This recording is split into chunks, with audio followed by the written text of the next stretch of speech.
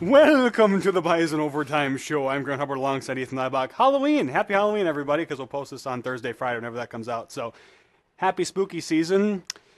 It was a spooky Saturday night for South Dakota State because that did not go well Yeah, in Brookings. I was there. The environment was electric. The game was electric for us, not for Jacks fans. Again, let's. Oh, by the way, just before we start here, again, follow us on Twitter, please. 128 followers. Appreciate every one of you doing that. Even Tim Polisek's liking our stuff.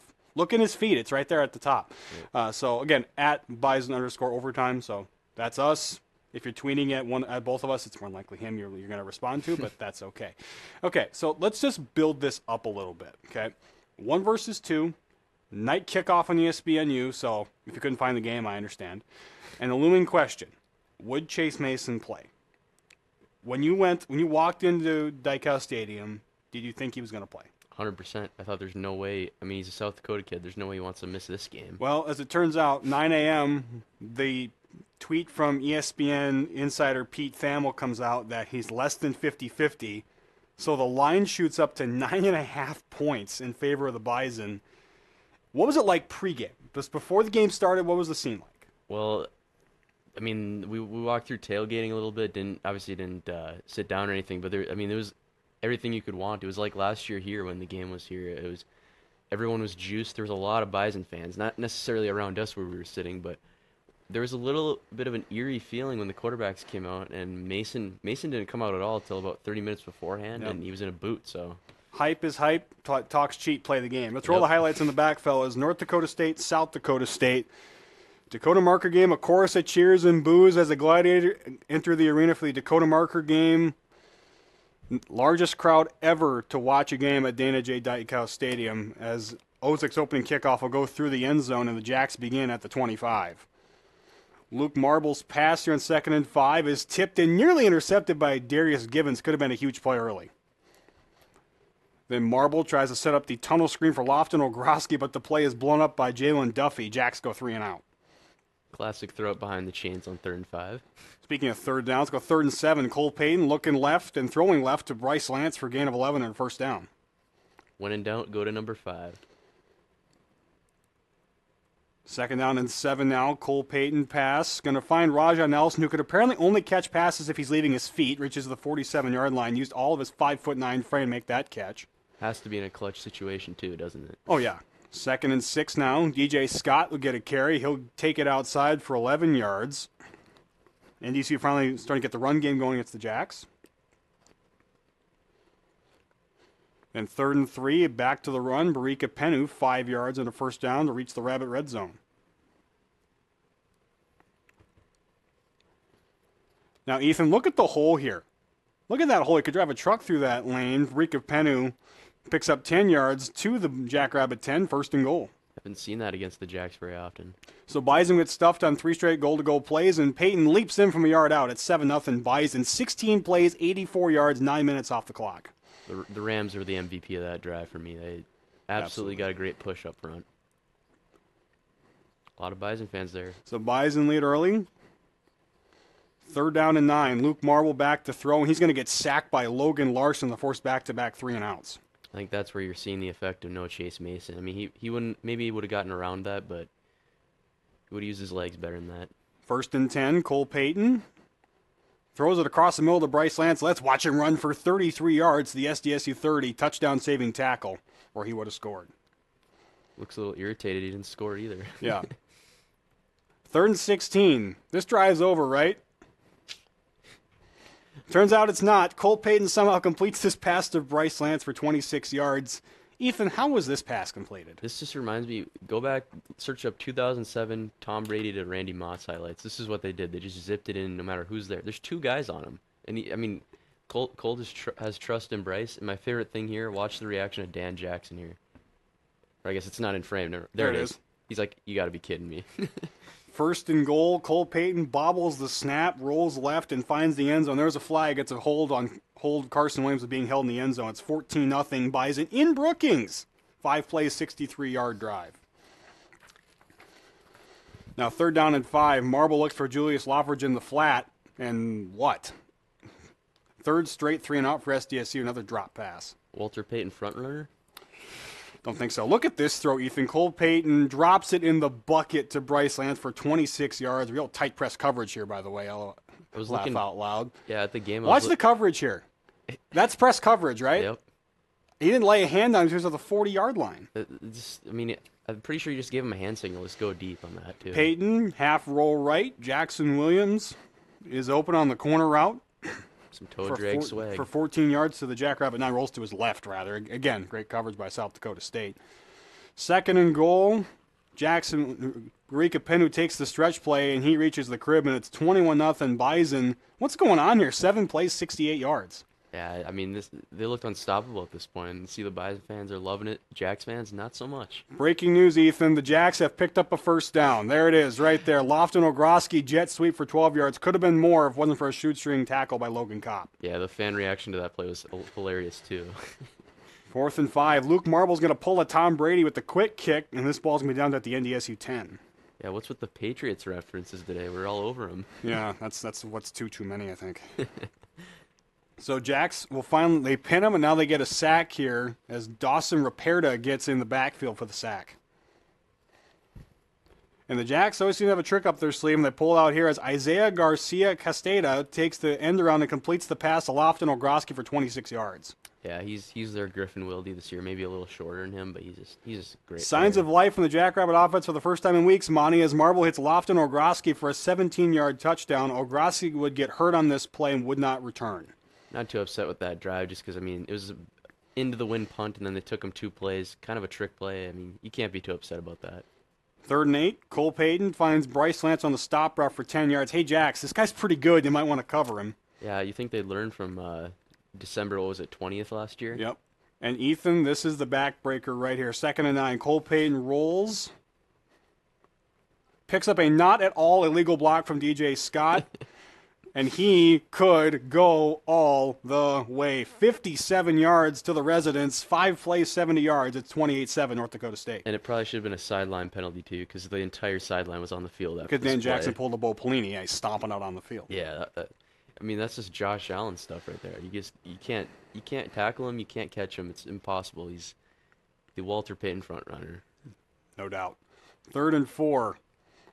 Luke Marble scrambles. He'll pick up 4 yards to the South Dakota State 48 for a first down, but the Rabbits would punt on that possession. Cole Payton, 3rd and 5, scrambles, beats Aaron Wolfkill Holston to the edge, then completes this pass to Jackson Williams for a 16-yard gain, clutch first down. Yeah, they thought they had him in the pocket. When you think you have Cole, newsflash, you don't. You don't. 3rd down and 7. Ethan, where does Reese Kessel live? It has to be 20 yards. I mean, over the middle and 20 yards downfield. There you go.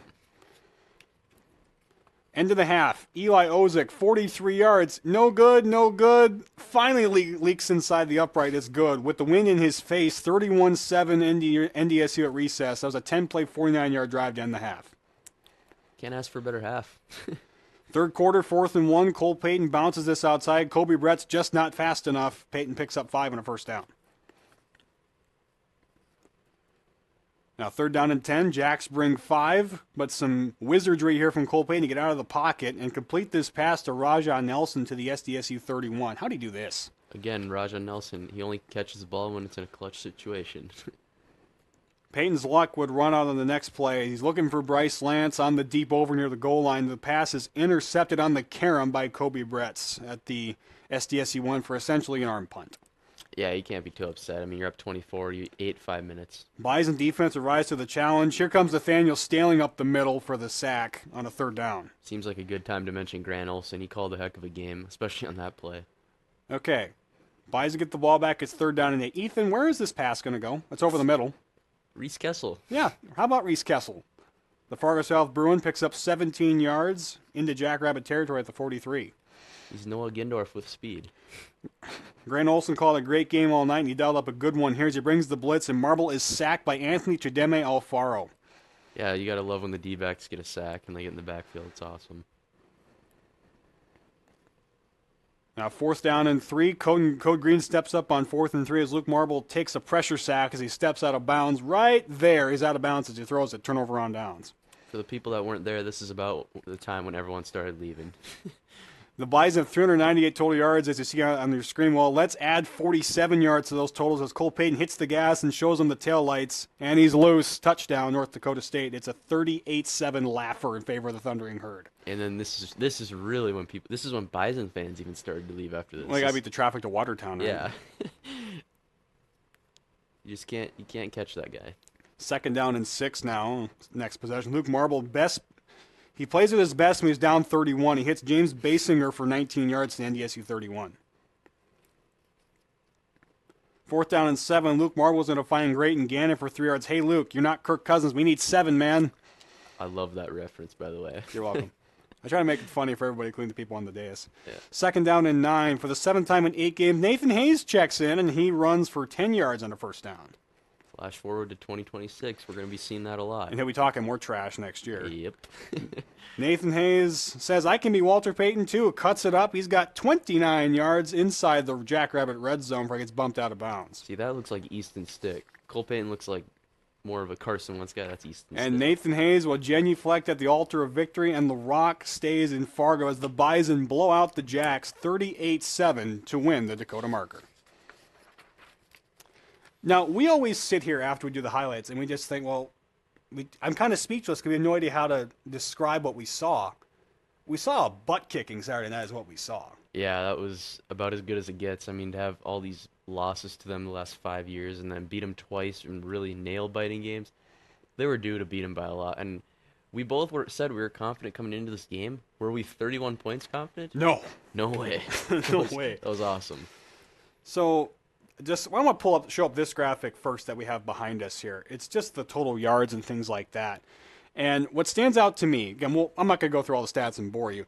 The 2 things I want to look at, 3 things really. 500 yards of total offense to 166. The Bison were 9 of 16 on 3rd down, and they held the ball for almost 40 minutes. That's unbelievable. Yeah, and I'm pretty sure the Bison had over 200 total yards before the Jacks had gained a yard in net yardage.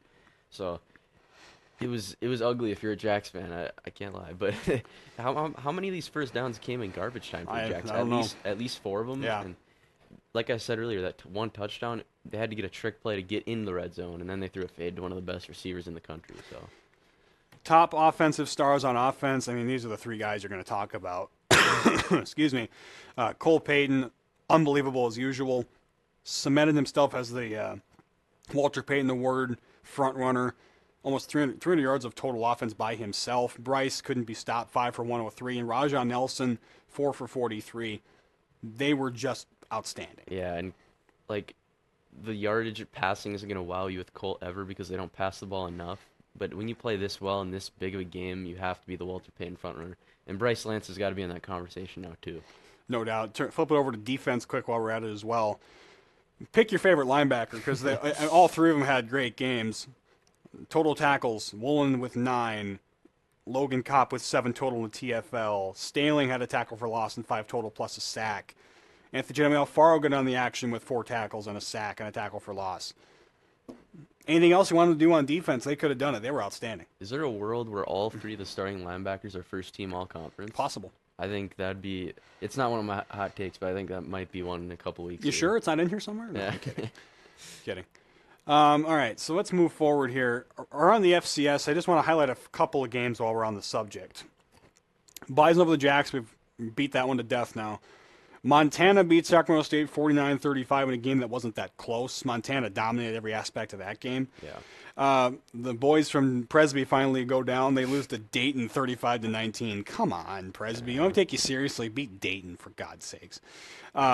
Lost another game. I am on a 3-game skid here. It's a 5-game lead onto a 2-game lead. UTRGV whoops the word 56-28. I'm picking against them this week too, so it is what it is.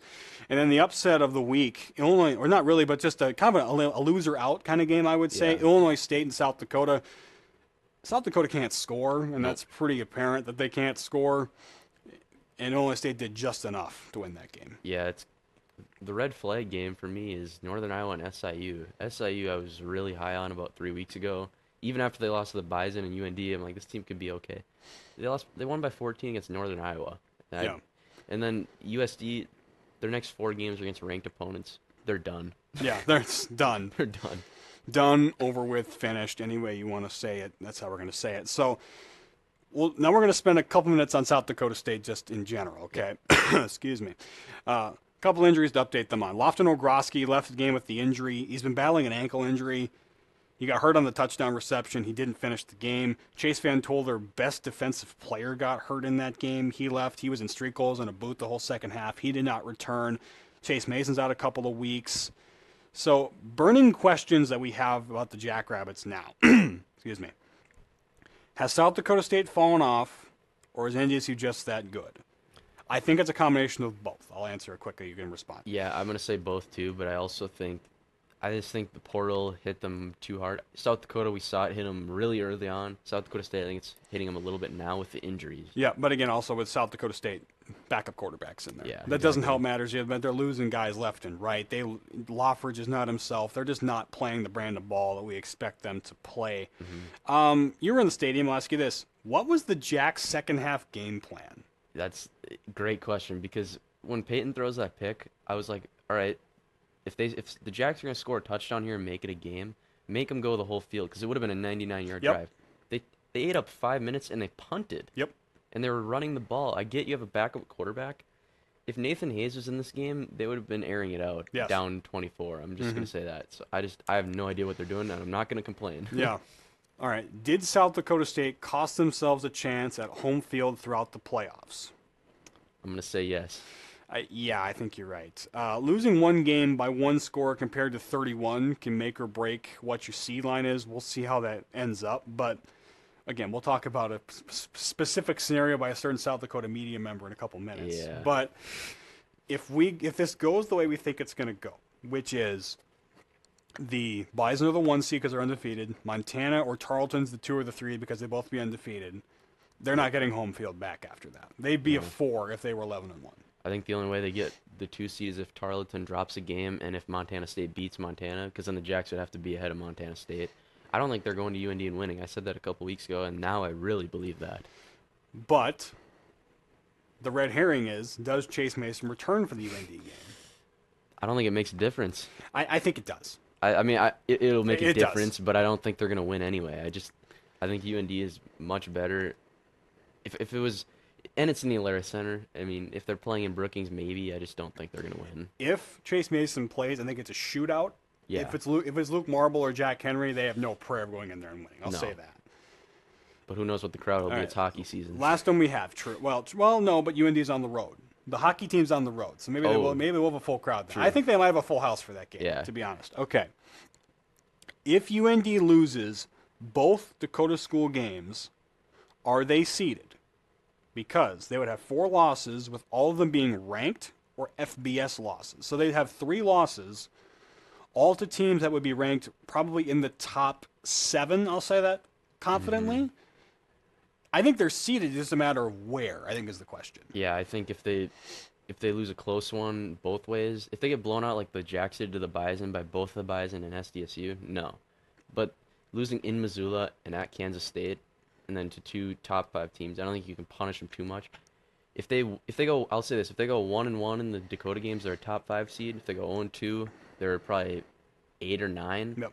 If they go 2-0, 2 or 3 seed maybe. So Maybe. Okay, just want to address some other social media things while we're on the topic of it. So I would address it because after every game, it's like clockwork. It's either you didn't beat the team by enough points, Yep. or we need to get the heck out of FCS every week without fail. That's on Twitter. That's on Facebook every week. So what do you want? I mean, it's either you beat the crap out of the opponent like you're supposed to, or you let the team hang around and you don't look as impressive. yeah. It's like being the North Dakota State head coach is a no-win situation, because if you win all your games, you win the national championship, good, that's what you're supposed to do. If you lose, what are you doing? This Yeah. sucks. This stinks. What are you doing? It's like, well, people, get off the couch and actually watch this team and just enjoy it while it's happening. Yeah. Okay, that's all we're asking. Well, look at last year. They had all these close games. They could have easily lost to Abilene Christian in the second round. Like if something weird would have happened. Enjoy that this is an all-time team. I'm gonna say it. Like Yeah. they could still lose a game. This is an all-time team. Enjoy it. the FBS talks, it's like, And you know what? There's nothing that Matt Larson or David Cook can do about it. nope. Yeah, don't blame them. Nothing. You can aim for Matt Larson's head. You can email Dr. Cook all you want. It's neither of their jobs to move this team to FBS. It's Gloria Navarez on the Mountain West. It's the presidents in the Mountain West. It's the Pac-12's job to decide who goes where. Like McFeely, again, he had on his Twitter, they took UTEP and Northern Illinois. There's 130 some odd teams in FBS. Yeah. Those two schools are ranked 125 and 126. Isn't when you add teams, you're supposed to boost the conference, not deflate the conference? Because apparently media markets and cash mean more than actually winning. representing your conference in the best light. I don't get it. I mean, okay, would you rather play the Jacks in a really meaningful game every year, or would you rather play UTEP and beat the crap out In of a them? game on CBS Sports Network in the Sun Bowl with 800 people. I think the attendance would go down if they went. It like, would. Right away. Right away, it'd be okay. I think it'd go down. I think it'd be a eventually. sellout the first couple of years, Yeah. but I think after a while, Like when when you're they moved playing up when to you're playing D1. in the same 4-5 bowl games Yeah. on rotation, is that really fun after a decade? Unless Group of Five and FBS or in Power Four split, I'm And that's all on it. staying. Can't you just settle and wait for the people to Yeah. figure it out? Exactly. I mean, that's all we're going to talk about. We don't want to address FBS on the show a lot. We want to talk about the team itself. That's an off-season topic. Off-season topic, I agree. Okay. Certain media member in South Dakota gets our attention for the next 3-4 minutes. This is the Peaches and Cream segment of the program. He said one thing to Mike McFeely, and he said two things on his podcast that I for some reason listened to. So you're welcome. I gave you a podcast. Listen, you're welcome. You made nothing off it. Question one he asked, and he asked McFeely of all people this question. You should answer this with your own two eyes, personally. Yep. He asked Mike McFeely, which team was better, the 24 Bison or the 25 Bison?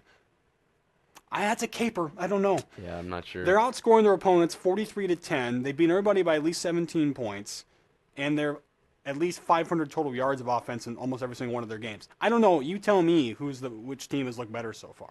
I get the 24 team won a national championship, but this 25 team looks to be doing the exact same thing, and they're better than they were last year. Yeah. You really need us to tell you that? He's just trying to stir the pot. Let's be honest. I guess.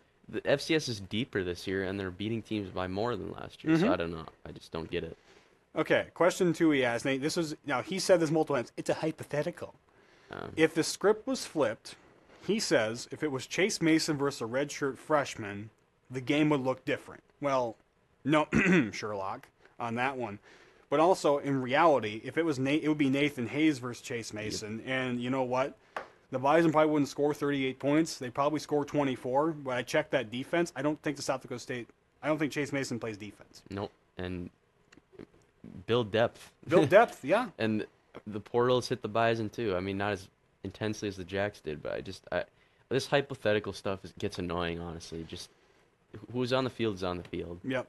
And if Nathan Hayes was out there, you saw him run. You saw him run almost just as well as Cole Payton did in parts of the game. And he's comparing Cole Payton to Chase Mason. So like, they are in two different ballparks. Let's not do that. Yeah. And then my favorite one, his last hypothetical playoff scenario. If Montana was 12-0 and South Dakota State is 11-1, somehow in his mind, the Jackrabbits deserve the 2 seed in his mind. What goes through your mind at night? I have questions. Because the Jackrabbits would have the win over Montana State, and Montana beat them at home. What difference does that make? They'd still have more D1 wins. Hold on. If Montana they would have won the Big Sky outright if they beat Montana State. They'd be undefeated, and they would have beaten UND. So I get in his world, they would also have wins over UND and Montana. But last time I checked, Montana didn't lose by 31 points in their own building, let alone. Exactly. So the argument and discussion ends there. If all goes well for South Dakota State, they're the 4. And that's if everything goes perfectly, swimmingly well. I think you need Montana State to win the Brawl of the Wild. They have to. Then you jump ahead of both of those teams. UND becomes huge Montana fans because they need that too. But yeah. The injury report is becoming something that Tim Polasek is getting nervous about. I'm just counting it quick. There are 3, 4, 5. There are about 8 names listed on the injury report. Jackson Dutenheffer will know more later in the week. Right now, he's questionable to be kind. I don't know if he goes or not. We'll know more probably more Thursday, Friday if he does play with the neck injury. Yeah. Finn Diggins, he's ahead of schedule, which is surprising after what we saw him limping off the field and then being on a cart to get around campus. Mm-hmm. But he might be dressed for senior day. He might not play, but we'll see on Finn Diggins. Ray James is a question one, backup linebacker. It's been a shoulder issue. It's been an issue all year long. It hasn't been declared season ending, but it looks like it's heading in that direction, which is disappointing because he's been really good when he's been on the field. Yeah. Austin Altapeter, he tore his ACL at South Dakota State. He's done for the year. Jalen Crumby tweaked his MCL in the win over South Dakota State. It's a week or two injury. We'll see if he goes next week against UND. He's out for this week, but they do have some depth at safety still, so they should be okay there. Will Stile, their special teams ace, he's been lighting it up on special teams. Tweaked his hamstring. It's a 2 to 3 week deal for him. Mekhi Collins is out 2 to 3 weeks with an ankle injury. Again, in this group of wide receivers, do you need Mekhi Collins? No, but you'd like to have him in spots like that. And then Alex Elliott's a tough one. He's one that we just don't know a lot about right now. He might come back to practice, but here's the tough thing with Alex Elliott. He may not come back this year due to the medical hardship rule in the NCAA, which the rule states, I'll just read it here. It allows a student athlete to receive an extra year of eligibility after a season-ending injury or illness, provided that they competed in no more than 30% of the season's contests and did not compete after the halfway point of the season. I say that because of all the guys that are injured in the linebacker room for NDSU. Because I'm trying to talk as long, but I'm just trying to prove a point here. The Bison are down to 13 linebackers. Now, 13, that's a lot. Well, again, most of them don't play because 8 of the 12 linebackers on this team are freshmen or redshirt freshmen. So Noah Taylor, Rylan Satter, Chase Brixius, Carter Apple. We may see Gavin Sell on Saturday. He's been pretty good on the practice squad reps. Jacob Werbenach, he's a freshman. He's probably not going to play at all this year. Damian Devine, the guy they flipped from Villanova, he may not play. Sam Anderson. Those are all guys who are on special teams or not playing at all. So you're left with 5 healthy linebackers, which is Woolen, Sailing, Kopp, and then Peter Halgo and Oliver Lucht. So your 3 starters and the best at EDC. That's what's left at linebacker for NDSU. That's a problem. Hey, shout out to our alma maters with the backup pieces. Absolutely. But, anyway, I mean, if Woolen and Staling and Kopp don't get hurt, if they're healthy the whole year, then we don't have to have this conversation. But, I mean, it's football.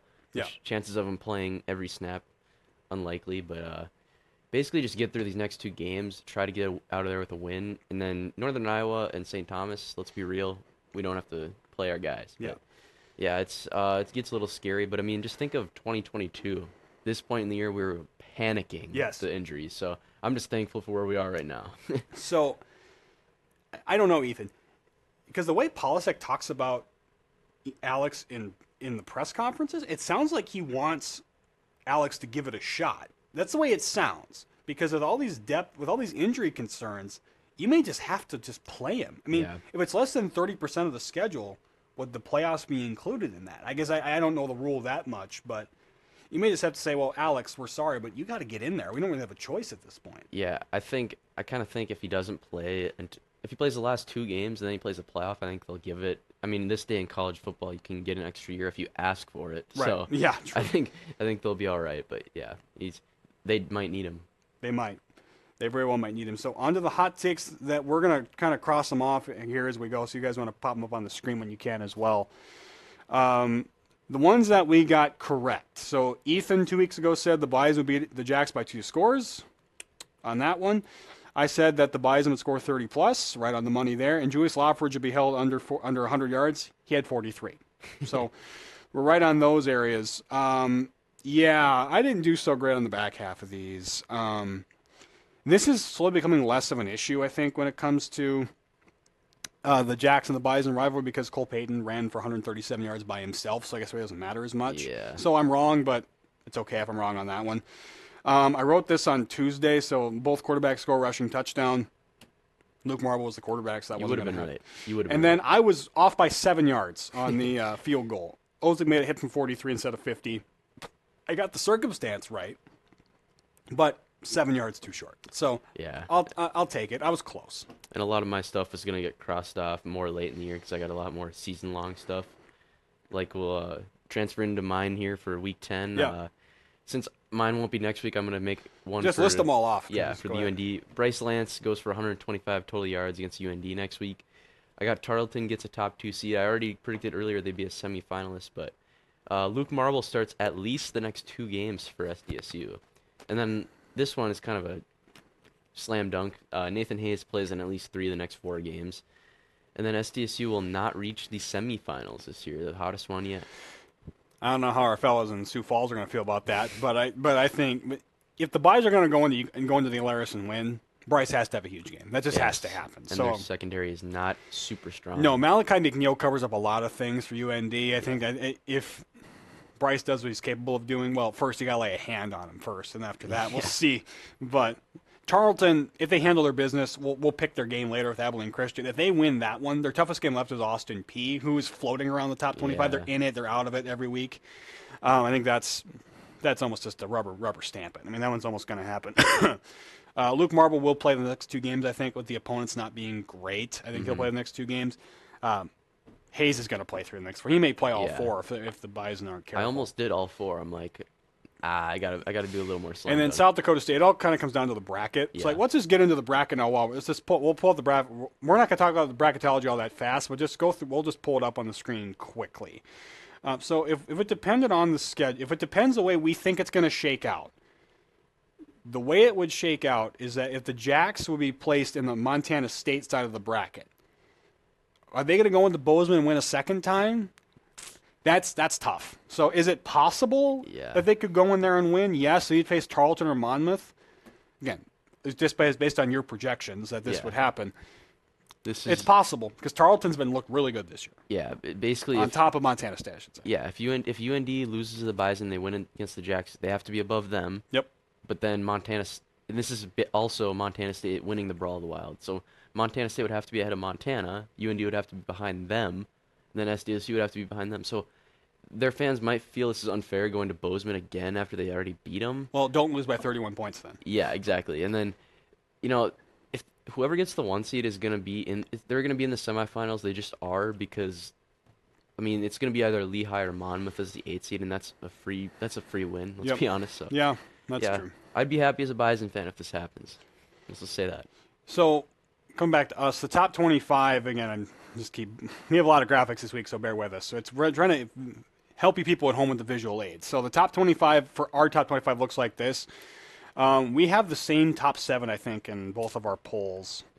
We have the same top 6. So Bison, Tarleton, Montana, UND, South Dakota State, and Montana State. Those are the top 6. We have Montana has to be in front of UND because they beat them, and South Dakota State has to stay in front of Montana State. Other than that, I think we're higher on Youngstown State than a lot of people are. Yeah. And by the way, Youngstown beat Illinois State, so Youngstown has to be in front. Pollster people, make up your minds. And then going to the back half of it, I don't think anything's too surprising there on the bottom. Abilene Christian will probably knock themselves out if they lose convincingly to Tarleton. And then, Western Carolina, Lafayette, you're just trying to fill the top 25 because, remember, we don't take HBCUs, and we don't take we don't take teams that aren't eligible for the playoffs. And I thought about putting, Dartmouth in the bottom of my poll, and I'm like, can't do it. One team from the Ivy has to get in, and that's it. Yeah, the bottom barrel, the top 25 is getting really hard to pick at this point. Yes. Because Abilene Christian, I kind of feel like they're saying, okay, we schedule 2 FBS teams, that's going to help our resume. It might. Well, they're only going to have 7 Division I wins, so it's going to be tough on them. Yeah, so I don't think anybody's going to have any real arguments with our top 25. And our top 10s are mainly the same. Yeah. We'll just go through them fast. So Bison, my top 10. Bison, Tarleton, Montana, UND, South Dakota State, Montana State. Again, and we have the same 10 teams. It's 7 through 10s in a different order. Yeah. I have Lehigh, Davis, Monmouth. Derek Robertson's still out for Monmouth with a shoulder injury, so they may fall out of the top 10 if they're not careful. They lose a game, and Tennessee Tech is my 10. Yeah, I got the same thing, just have Cal Davis at 7, and then Tennessee Tech, Lehigh, Monmouth. If Tennessee Tech, Lehigh, or Monmouth drops 1 game, their top 8 seed discussions are out the door, and those 3 teams in my mind are competing for that 8 seed. So, but yes, basically the same thing as you. So we'll see on how those top 25s will shake out. So you have a new segment. We have a lot of new segments we're just going to keep rolling it out during this show.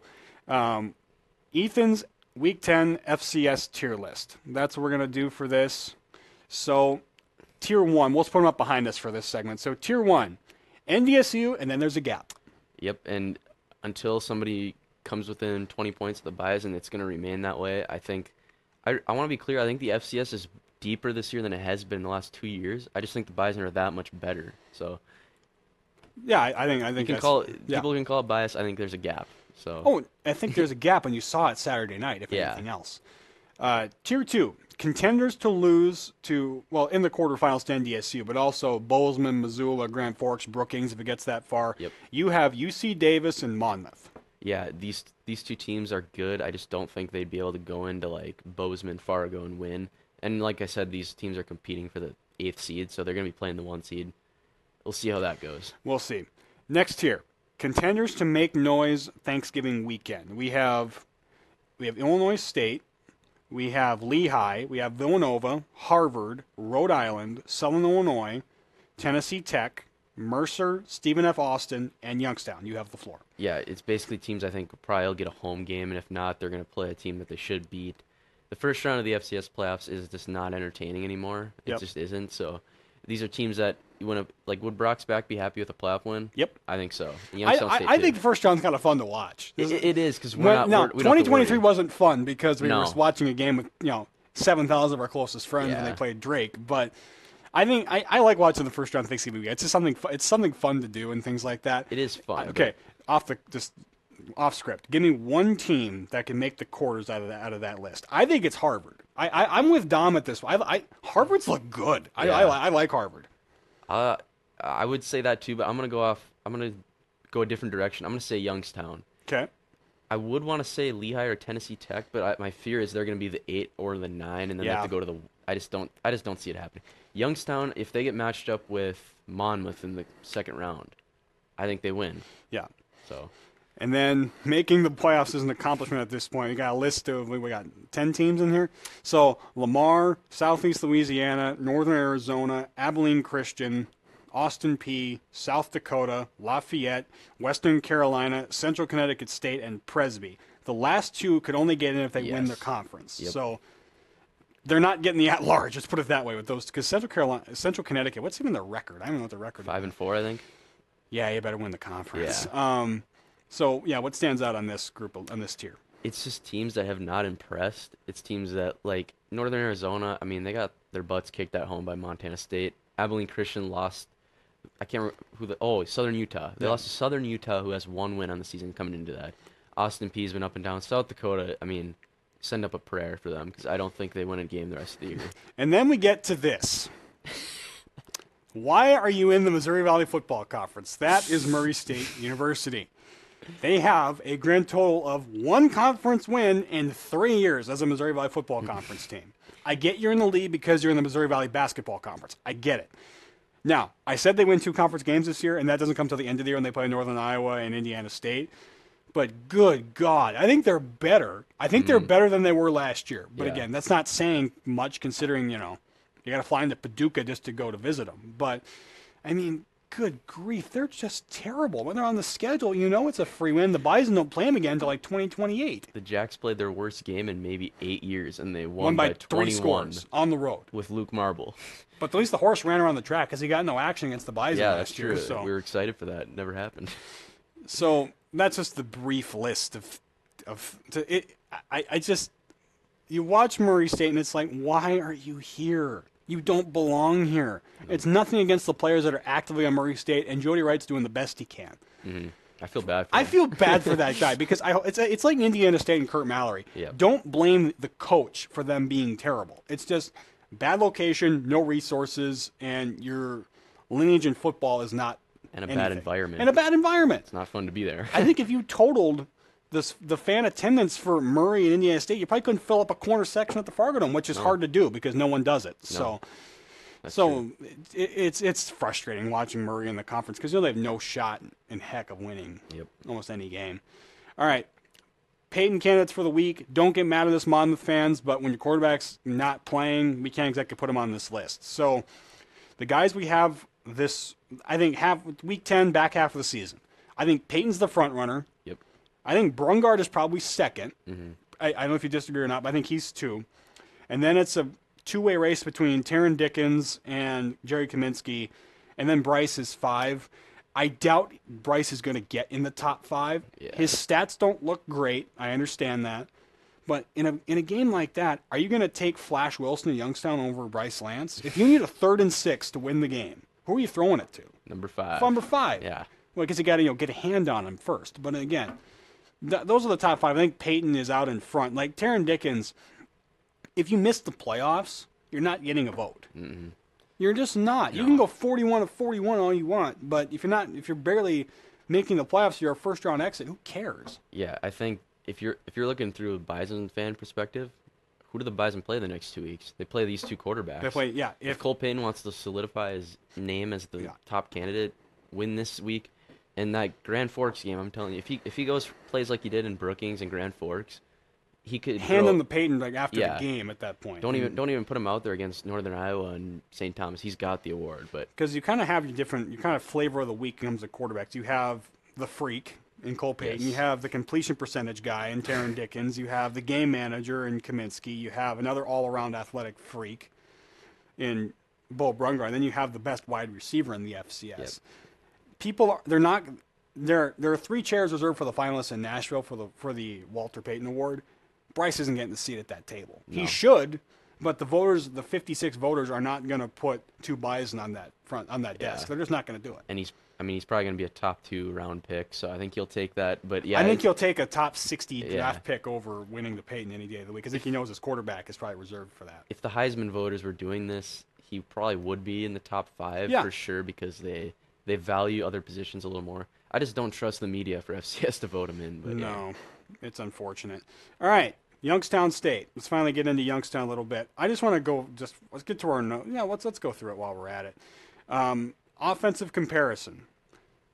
They both average about 35 points a game, about 2,000 rushing yards for NDSU, equal to about 1,500 for Youngstown State. I think what stands out to me and anything else, these are the top 2 offenses in the conference. It's not particularly close, I think, on that end. Yeah. And the time of possession's about similar, so they're very even, I think, on offense. But again, the Bison have more.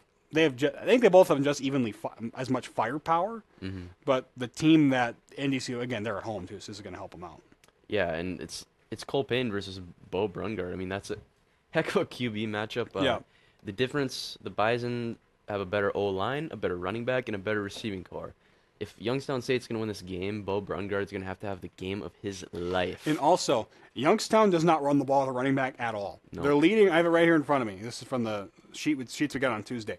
Jaden Gilbert's a leading rusher. He has 60 carries for 280 yards and 2 touchdowns. He averages 35 yards on the ground per game. DJ Scott has more than that as a backup running back. DJ Scott has 344 yards and 5 touchdowns. Yep.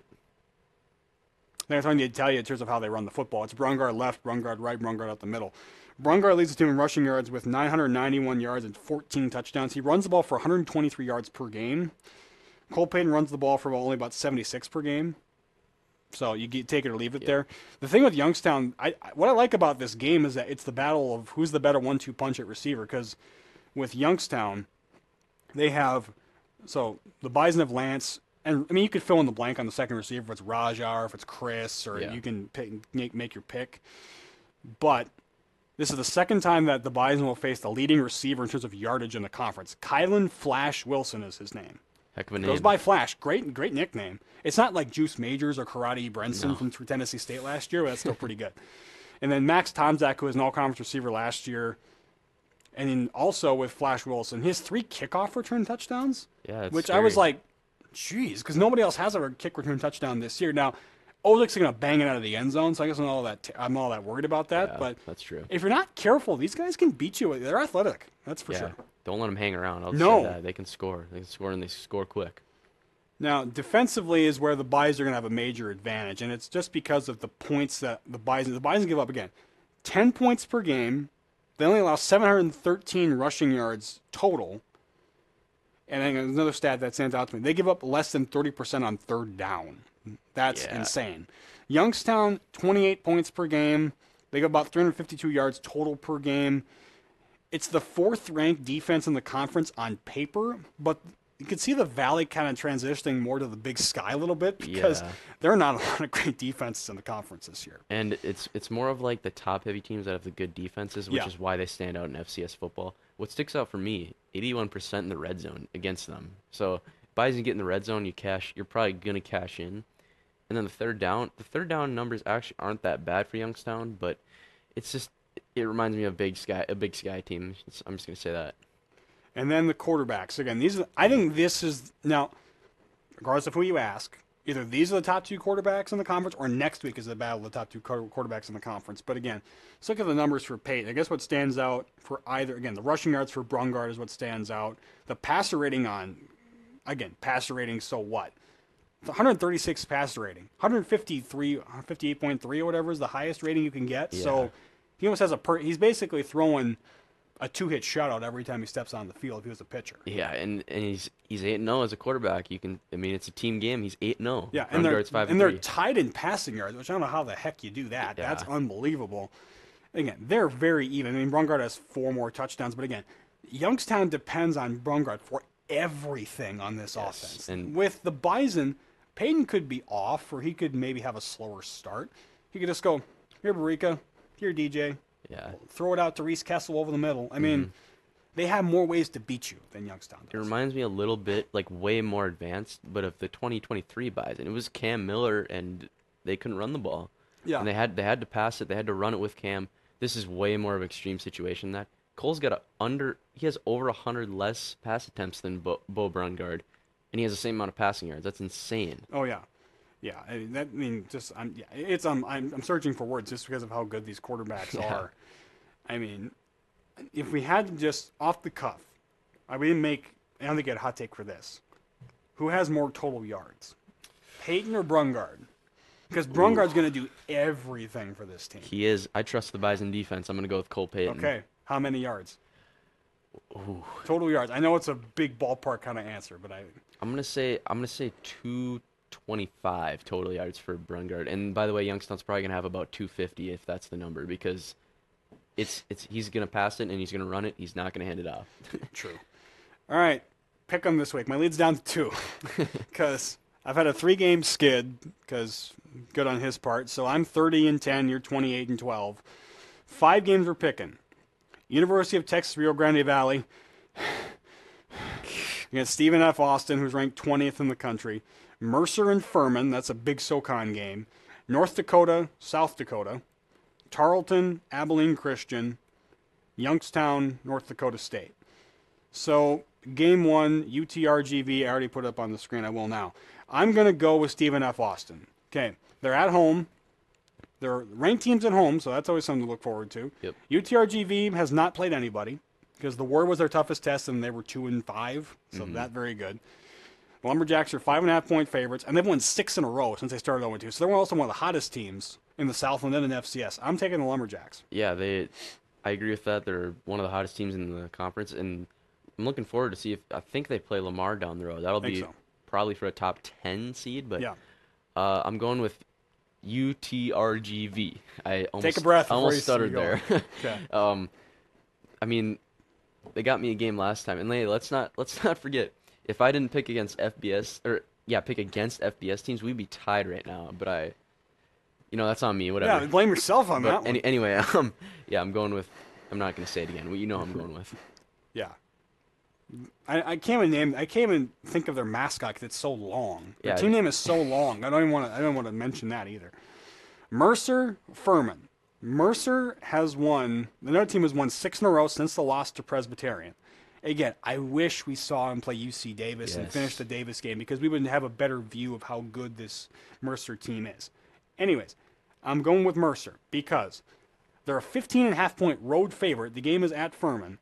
They've won 6 in a row, and Braden Atkinson's been one of the less talked about stories in the FCS this year. Their freshman quarterback, he's the front runner for the Jerry Rice Award right now. Yeah. He had 533 yards. He was 29-35 passing versus VMI this week. I get it's VMI, but 533 yards passing. He was like 8 yards off the freshman record for FCS. Give me Mercer and give me him big. They're a 15.5-point road favorite. Both of these teams lost to Presby. Yeah, which is amazing to say. Yeah, and very closely. But I got to agree with you. I'm going with the Bears. I think they're going to be in the playoffs. They're not going to make the quarterfinals like they did last year, but they're a playoff team. North Dakota, South Dakota. UND has never won in Vermilion in the Division I era. If that changes, we're going with North Dakota. They're a 14-point road favorite, which is not unbelievable, but the way South Dakota's playing, the way they're playing, but again, as I was just coughing there, maybe they have a choke job here. Maybe this is a trap game for UND. Who knows? Yeah. But with their Super Bowl being next week at the Alaris Center against North Dakota State, I could see South Dakota winning this game. But I don't trust Aiden Baum in that offense to generate enough points to hang with UND. So I'm going to take North Dakota. Yeah, USD tries to win every game, 17-14. That ain't going to work. It isn't going to work against UND. Give me the Hawks. I think I just gagged saying that. Yeah. But hopefully they get beat up. Hopefully there's a couple injuries. Actually, I shouldn't say that. That's mean to say. But yeah. Hopefully they get beat up. Don't be that guy. Hopefully, let's get a couple hits on Kaminsky. Let's say that. Tarleton, Abilene Christian. So the newly minted number 2 team in the country against an Abilene Christian team that's hanging by its fingernails in the top 25 and in the playoff race. They're an 11.5-point favorite, Tarleton is. And this is arguably their biggest game left on their schedule. Because Austin P is the only game left that's any good left on their schedule after that. And I don't really believe in the Governors to go to challenge Tarleton. I think they go undefeated. I like Tarleton in this game. Yeah, I think it was a month ago when I was doing my way too early bracketology. I had Abilene winning this game. I was high on them. Did you even like in the top 10 at one point in time? I did. Yeah. And they were playing well. They beat Stephen F. Austin in my defense. So, but anyway, Tarleton's legit. They're going to be I think they're a semifinalist. I think they could potentially get to Nashville. I mean, I've watched a little bit of them play, but Abilene's not going to win this game. North Dakota State, South Dakota State. Now, I'm going to put them both up here. We're both going to pick the Bison. I don't think that's any surprise. Yeah. But my reasoning is this. Somehow the Bison are early 27-point favorite. That seems a bit high to me. Yeah. But we'll see. If NDSU can slow down Brungard somewhat, because he's too good of a player to slow down the entire game. I expect Youngstown, if this is a close game at halftime, it wouldn't surprise me. Yeah.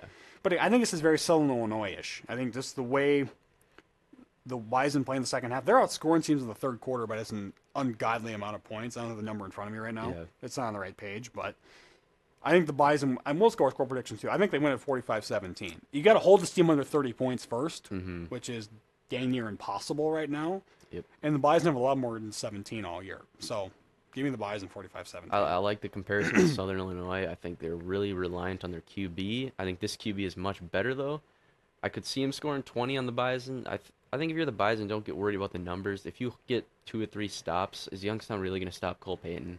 I don't think so. Give me the Bison 38-17. Yeah. So again, Bison, Youngstown, 2:30 p.m. on WDAY. Yes. Games on Bison 1660. Bison game days at 10 a.m. All right, fellas, we're going to close this with a little something fun. It's Halloween week. We're going to end it with a bracketology, but not just any bracketology, candy bracketology. We're going to finish with that. So the best Halloween candies is what we're going to go with this week. So we're going to pick this live because you were live on tape. You wanted to do this live. Yep. So Kit Kat, we're going to agree, or we're going to rock, paper, scissors, do whatever, we're going to tie. All right, Kit Kat and the Hershey's Kisses. Which one do you like better? I like Kit Kats better, I think. And I'm with you on that one. So let's put the Kit Kat through here, guys. Yeah, I'm more of a Kit Kat guy myself. Okay. Oh, man. If you say M&M's, we'd shut the camera off if you pick M&M's. I want to make something clear. Peanut butter M&M's is my number one. Not peanut M&M's, butter M&M's? Peanut butter M&M's. Okay, because I hate peanut M&M's. suck. Hot take, All I hate peanut M&M's. Reese's Let's Pieces. put the Reese's through, Roman or Henry, whoever's ever working the graphics. All right, we're putting the Reese's through. Now, this is a tough one. Why this is a first round? This is like North Dakota State, Montana State in the first round. The Milky Way and the Twix. That's a tough call for me. I personally, if I had to be honest, I'm more of a Twix guy. I think Twix is better than Milky Way because Milky Way to me is just a Three Musketeers with caramel. So give me the Twix. I like that pick. Twix. All right, we're both going with the Twix. Okay, I thought we'd have to differ on that one. We're not going to, thank God. Okay, I'm not a big fan of either of these, the Snickers and the Butterfinger. It's don't lay a finger on my Butterfinger against Betty White and the Snickers. So I'm a Snickers guy. I don't like either one all that much, but I like the Snickers more. Yeah, I hate Butterfingers. I gotta be honest. Oh, good. Okay, we agree on that one too. So we're going with the Snickers on that one. All right, because they do this website by you go through one side of the bracket and do the other. Reese's and Kit Kat. I'm Reese's all the way. Reese's all the way. Okay. That's the #1 team in the country. They're the North Dakota State of the candy bracket. Twix and Snickers. I don't know how much of a peanut guy you are. I'm not. I'm going Twix. Go Twix. Easy. We agree on a lot of things, surprisingly, on this show. Reese's and Twix. I'm going Reese's unless you differ. Yeah, I don't know how this is going to get beat. Okay. Okay. All right. Reese's goes through on the chocolate side of the bracket. Okay. This is the fruit/gum flavored part of the bracket. The Starburst and the Blow Pop. I like the Blow Pops because, like, I was younger and I always forget to spit the gum out. Yeah. So, and Starbursts, I think they're like a cherry Starburst is one of the best things ever invented. So I'm going with the Starburst. Yeah, I agree. Okay, one of my personal favorites, the Sour Patch Kid going against the Skittles. Fun fact, if you plug your nose and eat Skittles, they all taste the same. Have you ever tried that? No, I have not. I think we have packets of Skittles in the Spectrum if you want to try it. Okay. Sour Patch Kids to me is the easy winner here. But that's me. Yeah, they're close. Sour Patch Kids are better though. That's like a Montana State, South Dakota State kind of thing. Okay. It's a quarterfinal. It is. All right, the Jolly Ranchers and the Swedish Fish. Now, my stepmother loves Swedish Fish. However, if you step into my office at the Spectrum, there's a bowl of Jolly Ranchers on my desk, and 3 of them magically disappear before the end of every day. So I think the Jolly wins this. Hot take though, watermelon is the worst flavor out of the entire bag. Don Mizzo disagrees with me. They're his favorite, so I usually give him a couple for every game. But no, I'll take the Jolly Rancher, but leave me the watermelons out of here. Get them out. I don't know where the hype comes from. Swedish Fish, most overrated candy on the planet. But it's one flavor. Yeah, like I just don't like it. Don't look at me like that, Henry. I don't. I just don't like it. I'm going Jolly Ranchers. Yeah, thank you. Move the Jollies along, Red Hawk.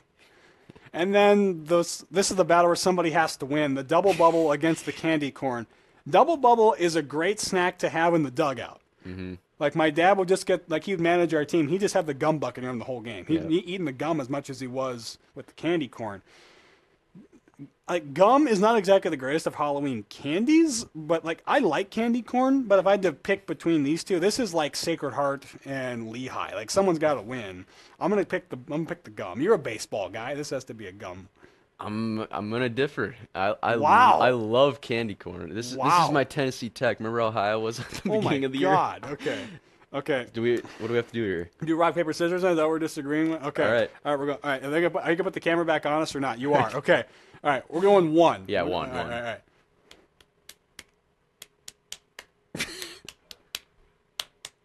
Damn it. All right. Okay. All right. You win. Move the candy corn along, fellas. Unfortunately. All right. I'm never been the best at that. Okay. Well, it's gonna get knocked out anyway, so it's not really a big deal. All right. Yeah. I got to catch up on my end of the bracket here. Okay. All right. Sour Patch Kids and the Starburst. I'm going with Sour Patch Kids, man. Yeah, I'd have to agree. Okay. I love Sour Patch Kids. All Can't eat too many of them or you get a canker sore. Okay. If you're with candy corn here, I can't help you. It's close, but we can go Jolly Thank Ranchers. you. All right, we'll that's all I needed to hear. We'll give you that one. Okay. All right. This is a tough one for me. I love both of these. Ooh. I like them both a lot, man. Tarleton versus South Dakota That was like State. this was like a second half staple for Bison blowouts is the Sour Patch Kids at halftime while the band is playing, while they're playing the best of cartoons for the 300th time. Sorry, Charlotte, if you're watching this. I'm not trying to make fun of the marching band, but that's usually what I would do in the second half. It's like my favorite hard candy. That's one of my favorite like soft candies. Like at Christmas, I get like this 2-pound custom box of them. Good grief! I'm gonna go Sour Patch Kids. I don't know. I'll have to agree. Okay. Jolly Ranchers are good. I'm not as big on them. I'm gonna as go some with the people. kids. We're gonna go Sour Patch Kids. Okay. And again, I don't think either of us are gonna disagree with. We're going with the guy on the left, right? Yep. This is the Bison versus Towson in the national championship. We're going. All right, there you go. Reese's That's the Pieces. Bison Overtime candy rankings right there. The Reese's Peanut Butter Cup reigns supreme on the candy bracketology. Again, you want to catch Dom's candy rankings on Friday? Yep. Go ahead and do that. So, any final thoughts before we sign off here? Fans, stay the whole game. I say it every week. Stay the whole game, no matter if it's a blowout or not. Let's hope so. Yeah. This should be a good battle between two good quarterbacks. One team has the better defense, and that's going to come down to this game again. Youngstown's got to score over 17 points. For me to take Yeah. them seriously in the booth while spotting the game, it won't really go, oh, the Bison are in trouble until they give up 17 points. If they give up 17, then I'd be a little worried. I will say, if they make this a 14-point game, I don't think we drop them at all in our rankings. Youngstown? No. Yeah, but if they get blown out like Southern Illinois, then yeah, they'll go down there. Right, because the rest of their schedule kind of sets up in front of them. They Because just got to beat, I think they played like Northern Iowa. they play Northern Iowa. Yeah. I'm trying to pull up the schedule. This is great TV. I was pulling up stuff by the end of a show. But, okay, they're 5-3. So if they lose this game, they're 5-4. The remaining schedule, basically an eliminator game with Southern Illinois, and then game. Indiana State and at Northern Iowa. Yeah. You win 3 out of your last 4, you're in the playoffs. Yep. So It's a big, if this is a we big want to game. see Brungar in the playoffs, he's got to win. I want to see him on Thanksgiving weekend. Yeah, I want to see him at Harvard on Thanksgiving weekend. that'd be great. Again, shout out before we go. 2 Cent Show, Charlotte Devignon, Hallie Opsel. They recorded their first episode yesterday. It'll be out sometime this week on YouTube. Go watch their show. It'll be a lot of fun for us to watch, and hopefully you all watch at home. So that'll do it for us, for our great crew in the control room, putting up with us in our candy rankings. And for Ethan Eibach on set, this is Grant Hubbard. This has been the Bison Overtime Show. Thank you for watching. Horns up and go Bison. We'll see you next week.